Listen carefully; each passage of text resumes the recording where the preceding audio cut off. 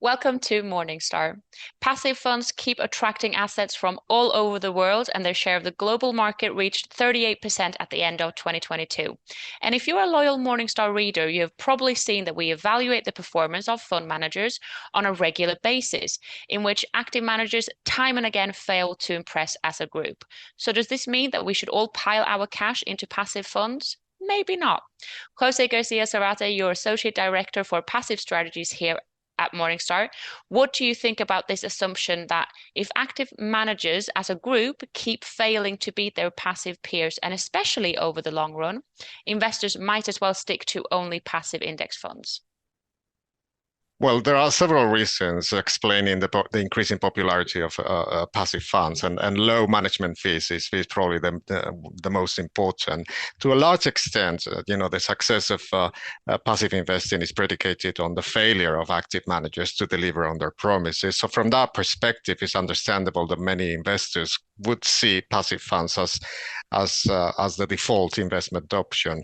Now, the question is that does that mean that we should give up even trying to find a successful active manager? And I think the answer is no. There's always room in every asset class to add value. In every and it may be challenging to find those investors, but that's the reality. Okay, so let's say that this interest keep evolving and more money keeps flowing into passive funds, and then we end up with a market only consistent of passive index fund. What could that lead to? Well, I mean, my first thought is that it would be terribly boring, but that's kind of like a jokey statement. But the more serious aspect to it is it could lead to severe inefficiencies. And I'm just thinking, in terms of the market construction. I mean, there is this misconception that passive funds track indexes and that indexes are static creatures that never change. But that's not true. Indexes can vary composition and do actually vary composition on the back of the decisions that we as individuals take on certain companies or on certain countries.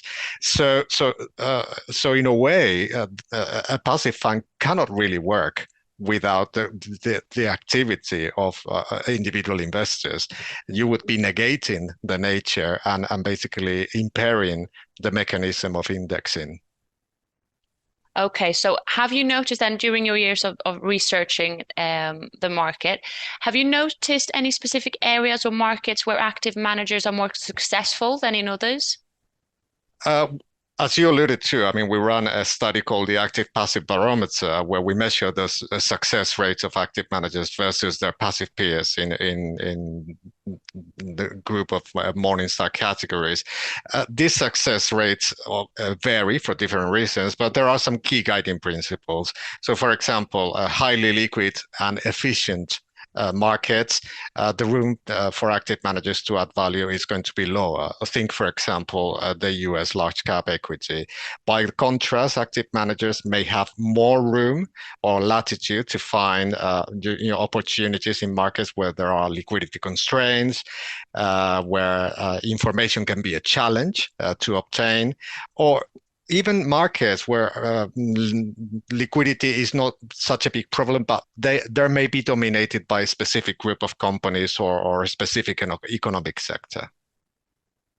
Do you have any thoughts on what active managers could do to compete with this increasing interest in index funds?